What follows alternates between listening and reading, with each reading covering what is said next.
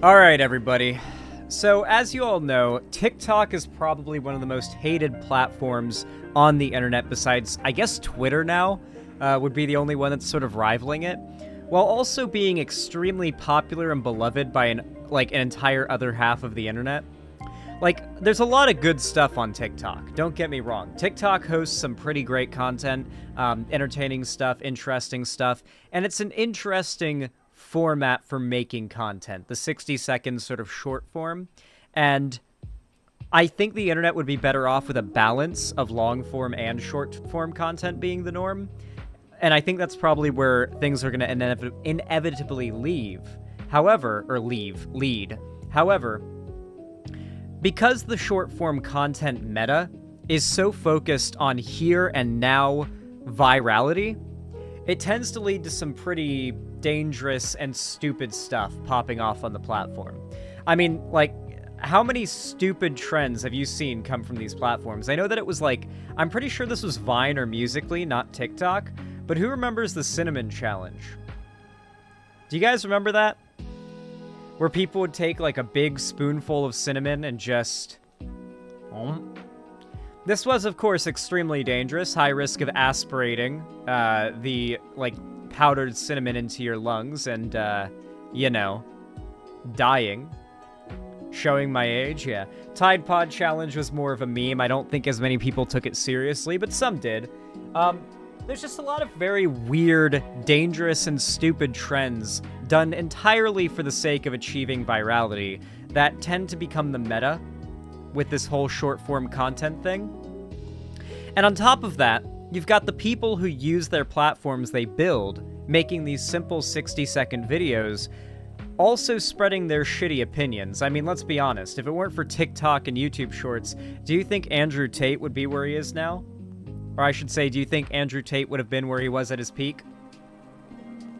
Almost certainly not. A huge part of Hustlers University, the pyramid scheme that he ran, was literally just telling the people that subscribed to his classes, hey, take clips of my podcast, take clips of my live streams, take clips of my videos, splice them together, and re-upload them in mass all over every platform. Monetize it for yourself, and that's how you make money. But do you know what it does for Andrew Tate? The re-uploads get his face and his words in the, in front of a lot of people. A lot of people give shit to, like, reaction content or even re-uploads, which, seems fair, right? On the surface of it, it seems like reaction content and even re-uploading people's content, or especially re-uploading people's content, is harmful. But time and time again, in reality, it's shown to actually increase the reach of said figure who's having their content re-uploaded. And that is essentially what Andrew Tate teaches his followers to do, to re-upload clips of his on TikTok. So TikTok has basically become, and I guess other platforms that emulate it, has become like this haven of hateable content and hateable people. I think that's completely fair.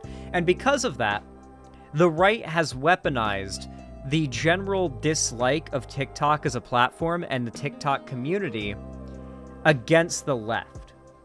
Despite the fact that some of the largest people on TikTok are big conservative dumbfuck demagogues, there's a large portion of young Gen Z LGBT progressive-leaning people on there, and so the right has decided they hate TikTok because of that.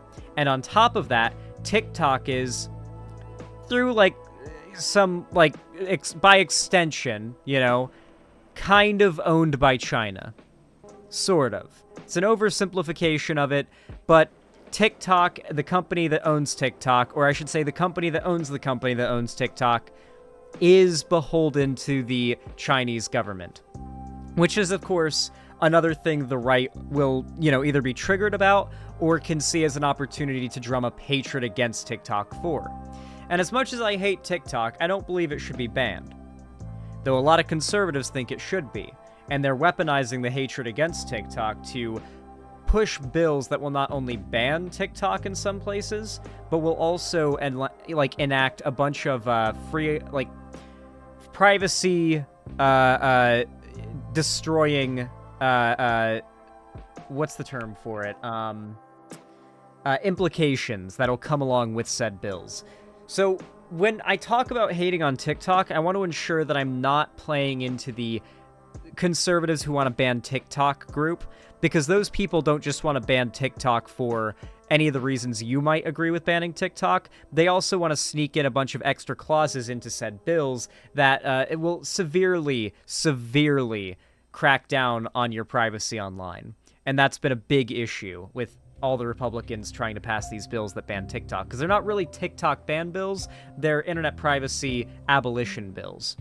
With that said, we are going to be shitting on TikTok, okay?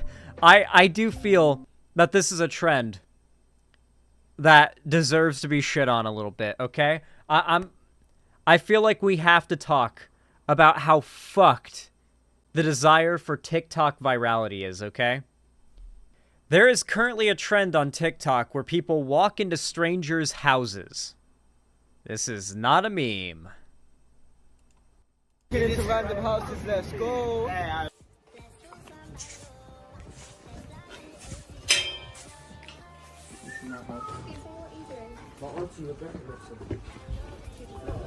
James? Come to the front door right now, please. James? James. You man, come. Hello, James. We need to speak to James. James. Hi. James. Is this Right, where the let's go study back. group is? Study group. No. What door number is this? No. Study group. 5:30. Come on. Come on, come on, guys. Come on. Wait, this is not where the study We group got is? kids, man. Oh, you got kids? Oh, sorry. Oh, I thought this was the study group. I actually thought. And this is the study group. Apparently, according to Avalon of Babylon in chat, this same creator has a video of them pranking, quote-unquote, someone by running off with their dog. So yeah, it's a little fucked, yeah, and they got arrested, so, you know, it's, all's fair in love and war, huh? Anyway, this is a very stupid and dangerous trend. Like, let's be completely honest here. On several levels, this is fucked up. So let's start from the most fundamentally, like, realistic, or not realistic, the most fundamental, like, first thing that comes to mind. If you did that in America, there is a good chance you'd be dead. I mean, really, imagine doing that in America. My American chatters here hanging out in the chat. Imagine you, my fellow American, you see your neighbor's door is open. You walk in, and as they're telling you to get out, you just start walking through their house and ignoring them. Nah. Nah, dude. Not in America. No. No. So obviously encouraging people to do something like this, which is what you're doing when you pull some viral stunt of the like, is very dangerous and very stupid, considering, God forbid, an American does it. You know? Like, fuck. Very dangerous. On top of that, like, people's homes are their, like, it's their space. It's their space where they feel safe. And even if you enter that space without their permission, in that kind of way, without any intent of truly causing harm, it is kind of a traumatic experience. I don't know if you guys have ever experienced a home break-in before, but one of the most common trends after a home break-in is that the people who are victims of said break-in, even if they weren't home, tend to have a hard time sleeping, and they tend to not feel safe in the house, or even in different houses for a long time. Having your very personal, like, safe haven from the world invaded by dangerous people is something that you can't really appreciate, or people that aren't meant to be there, I should say, isn't really the kind of thing that you can appreciate until it's happened to you, or had it explained to you in great detail, right? And while they didn't have any, like, malicious intent outside of, like, look how snarky, like, look at this shit. Sitting on their couch, putting their feet up and doing the little smug smile at the camera. It's very clear this was done both to upset this family, but also to just get viral clicks. And I hate this trend of trying to get virality at the expense of just random people in the world trying to live their life, doing their own thing. And if it was just out in public in a park, I'd be a little more inclined to be okay with it. Just Nominal Naomi rated. Thank you so much. I really appreciate that. Thank you, thank you, thank you. Thank you very much. Welcome, everybody. Thank you very much for the raid. Hopefully you enjoy your stay here. But, like, I've noticed that there is this rising trend of trying to gain virality and trying to make your own content blow up based off of the, making jokes and doing pranks, quote unquote, at the expense of other people that are just minding their own business in public, complete strangers. And I admit those videos can be funny if done well. Like Filthy Frank, for example, used to do these videos. And while I think the best ones were the ones he did in New York City, because in New York City, nobody reacts to anything that anyone does. So, like, you could just do crazy, weird prank content in public, but no one's bothered by it. Everyone's used to it. No one reacts. And so you end up being the butt of the joke. And that's what Filthy Frank would do after he moved to New York. And that was his best public prank content, in my opinion, because it wasn't really people that are just minding their own business, living their lives being the butt of the joke. It was the idea of them judging him that was funny. Does that make sense? I really hate that. Yeah, ravioli, what's in the pocket-oli? Like, that person's not having their day ruined. They could just walk away, and he wouldn't chase them. The joke is that they are clearly judging him silently, and they're trying to ignore him, right? And I really hate this new... Well, it's not new. I hate this ever-growing, especially with TikTok and other short-form content metas, trend of trying to inconvenience and fuck with other people to gain virality. And now it's gotten to the point where we're fucking with people inside their homes, complete strangers. And, it's not even just that. Yeah, it's just a prank, bro. This is like an evolution of that. But it's not even just that as well. There was a recent prank YouTuber shot. Tanner Cook's prank videos were known to security guards at Dulles Town Center, a mall in Northern Virginia where Cook sometimes found his unsuspecting targets. And the content creator was known to law enforcement. The sheriff's deputy who found Cook shot and bleeding outside the mall last month said he recognized Cook immediately.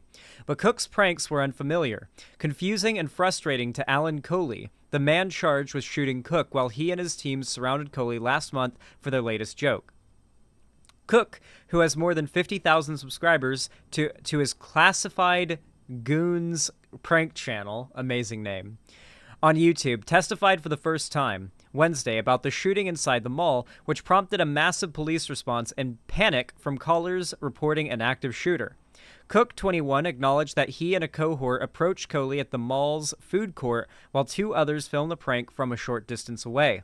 Cook described the prank as playing funny words, quote-unquote, on a Google Translate app and watching Coley's confused reaction. So they surrounded this guy in a mall and started, like, fucking with him, and he shot one of them. Because it's America.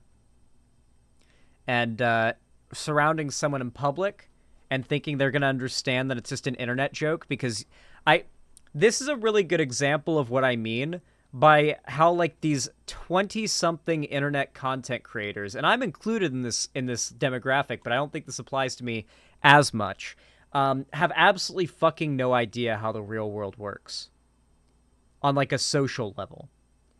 Like, I talked about this with EdgeTube and how they see, like, growing up and acting like a normal, well-adjusted adult in the online space is, like, a loser, insufferable, quote-unquote, thing to do. But, like, this is an example of how that same phenomenon of literally just not understanding fundamentally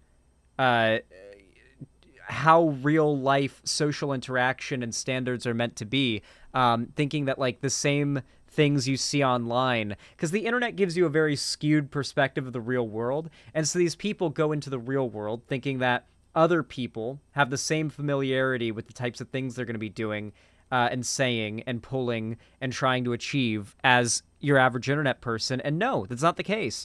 A lot of people aren't going to think that when a bunch of strangers approach them in public playing TTS noises on their phones, that it's a prank for the internet.